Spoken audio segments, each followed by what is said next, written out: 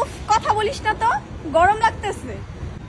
উফ, হাসিস না তো, গরম লাগতেছে। উফ, ফোন চালিস না তো, গরম লাগতেছে। উফ, এটা কি পড়ছিস, গরম লাগতেছে।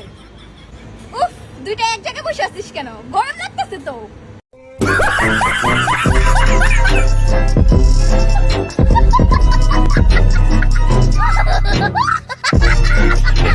হ্যালো গাইস, কেমন আছেন সবাই? আশা করি সবাই ভালো আছেন। আজকের এই ভিডিওতে দেখাবো অস্থির বাঙালিদের কিছু অস্থির সব কর্মকাণ্ড, যা দেখে আস্তে আস্তে আপনার পেট ব্যথা হয়ে যাবে, গ্যারান্টি দিচ্ছি। গাঁজা আমি খাই না, তবে 2007 সাল থেকে 2023 সাল পর্যন্ত এ যাবৎ 25 বার খেয়েছি।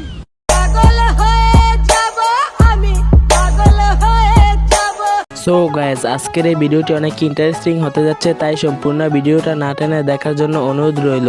আর যদি আমাদের চ্যানেলে নতুন হয়ে থাকুন তাহলে সাবস্ক্রাইব করতে ভুলবেন না। সো আজেরা বকবক না করে জলদি ভিডিওটি শুরু করি। এ দেশের মানুষের আক্কল জ্ঞান বলতে কিছু নাই। দেখেন কি সুন্দর একটা সমস্যা, কোন গরিব মানুষের দিয়ে দিলে কি হইতো? কিসে ভাই? আরে ভাই দেখেন তো সমস্যার ভিতরে খারাপ কিছু আছে? সমস্যা তো ঠিক আছে ভাই। আরে ভাই দেখেন কোন হালার ভিতরে হালায় সমস্যাটা পাবলিক টয়লেটের ভিতরে হালাই হয়ে গেছে।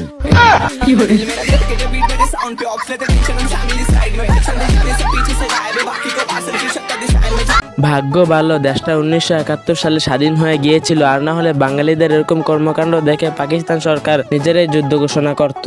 আমি মনে করি যে যদি এমনও হয় যে ছেলে বেকার কিন্তু আমাকে অনেক ভালোবাসতেছে, আমি আমার নিজের ইনকাম দিয়ে তাকে চালাবো। আমি বলি কি ভাই, তোর কাজ থাকবে একটা, সেটা হচ্ছে শুধুমাত্র তুই আমার ভালোবাসবি, আর বাকি আমি বাইরে কষ্ট করে কামাই করে এসে তোর খাওয়াবো।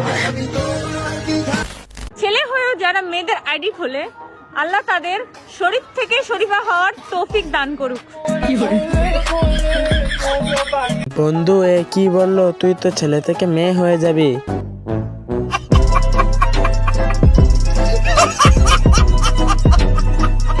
তোমাকে ছাড়া আমার একদম ভালো লাগে না, তুমি না খেলে আমিও খাবো না। নতুন নতুন প্রেম করলে গার্লফ্রেন্ডের মাথার কোনো জোনাকি মনে হয়, আর গু খিচুড়ি মনে হয়। আচ্ছা ভাই, সবই তো বুঝলাম, তাহলে হিসুকি কি শরবত বলা হয়?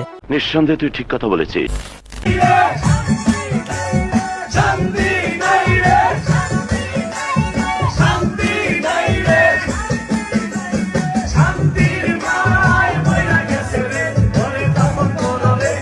কি রে ভাই, এখানে তো অনেক সুন্দর সুন্দর বেআইন। তবে দুঃখের বিষয় এটাই যে আমি যে কোনো বিয়েতে যাই না কেন, সেখানে এত সুন্দর সুন্দর বেআইন থাকে না।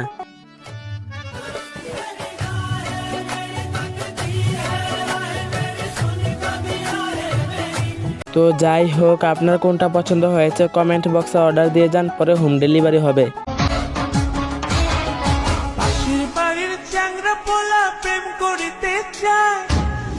हाय हाय इतना सुकून। গায়েস, এখন দেখবেন যেসব মেয়েগুলা সবসময় মাস্ক পরে থাকে তাদের জন্য এই ভিডিওটি।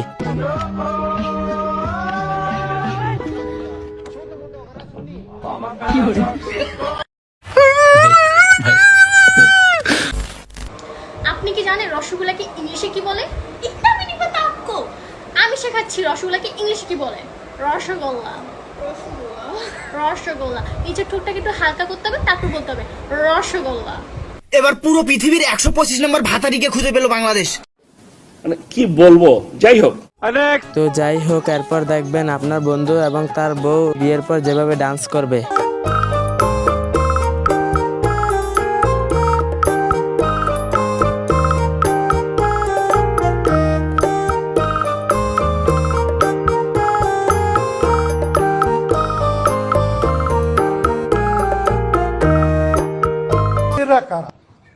কোত্থেকে এলো এরা?